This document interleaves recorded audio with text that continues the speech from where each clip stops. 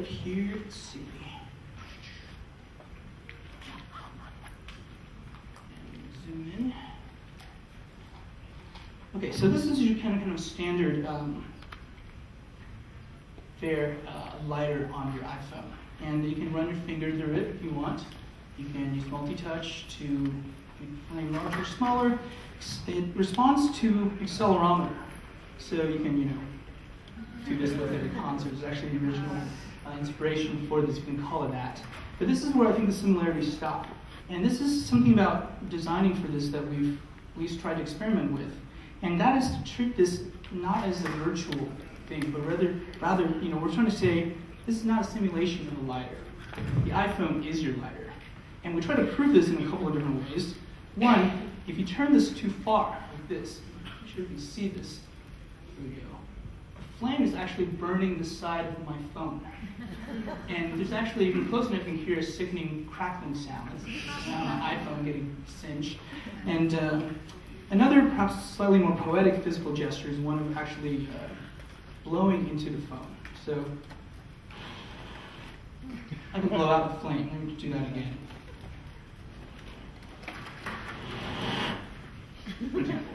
So this is actually, the lighter is actually done with sound. Blowing into the microphone is the Chuck script running inside that's actually modulating the flames. It detects that the volume level gets too high and then extinguishes the flame. Something else we're doing with sound here. Let's have two sonic lighters here.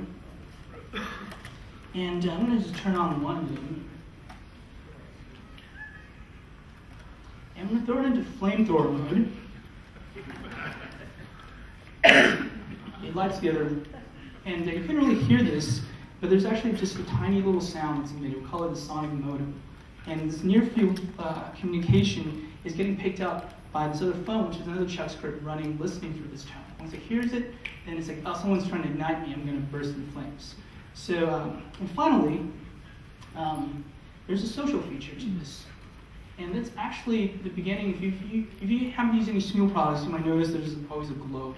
Well, this is the first time the globe actually appeared in one of our products. It's our first product. And it came out rather accidentally. It came as a result of someone asking me, so what should David work on? David being our director of engineering. I was like, I don't know, let's make a globe and just plot where other users are using their sonic lighters. And that turned out to be interesting in that it's kind of a social interaction that's very anonymous. If nothing else, this is trying to provide a tinge of connection to you with other people who have also spent $1 to buy a fake lighter on their iPhone. And somehow it's maybe just that little connection. But it's still meaningful, we would argue. So it was actually the first 7 days of ignition. And in really thinking about the technology, it's got us thinking about the iPhone. And this quote keeps coming back to mind. This is that ageless golden quote from science fiction author Arthur C. Clarke, is that any sufficiently advanced technology is indistinguishable from magic.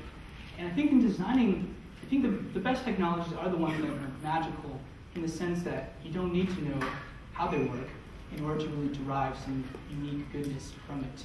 I think airplanes and automobiles are really good examples of that, perhaps. And so we went on to really try to design around this philosophy that this device is a physical thing and to try to provide a sense of magic. And what we'll end up working on next is actually an app called Ocarina. And Ocarina was really kind of an experiment in trying to use everything we can on the iPhone. Multi-touch, microphone input, speaker output, accelerometer, location, sound synthesis, as well as persistent network connection that's there. So I'm going to give you just a quick demo here. So actually all the ingredients here was in some ways already present in the sonic lighter. We just kind of made it into kind of an instrument. So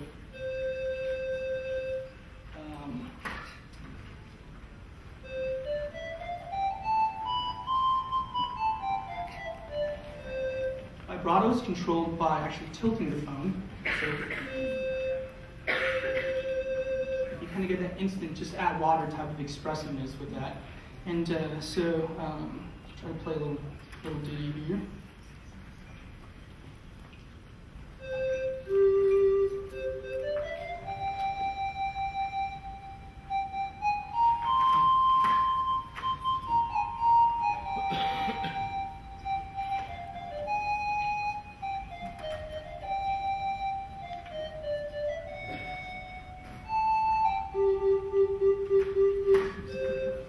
people. And thanks. And this is kind of the digital ocarina, and the idea here is, in terms of design, is something we call inside-out design. And the idea there is that instead of thinking about, okay, what's a good thing to kind of port to a mobile device? What's a good instrument or musical experience? Instead, think about the device first and kind of go outward from there and say, what is this good for? And so, when thinking about the form factor and what the iPhone supported, it seems like in size and in functionality, it's something that we could easily, make an ocarina out of. And it was really kind of from the iPhone that we designed the ocarina. It wasn't like we wanted to make an ocarina and the iPhone happened to be a good thing for it. I think it was better for another instrument. We probably would have tried to make that instrument. There's actually another social aspect to ocarina. And in this one is the same globe, but on this globe, you're actually hearing other people around the world play their iPhone ocarinas. This is a very minimal piece by Ipsa, coming from Chicago. Mo Johnson from, I don't know. Understand, this is happening in real time. There's Dunu. These people are doing this right now. I'm going to censor that one. And someone coming from Europe. And so the idea here is that you don't know who these people are, but you know that they're actually blowing into their iPhones to make music. And to date, some 40 million people have actually listened to it some 40 million different times on the ocarina. And so this is actually something that people are doing. In fact, we've gotten all kinds of anecdotes of people. They said, "We wish I had dinners when we just kind of left the ocarina on the globe on the dinner table, and this is our dinner entertainment." So, Jesse, do you have people doing stuff that cool over at Carnegie Mellon? I don't know. Something like a knockout punch there. I'm sure we'll come back.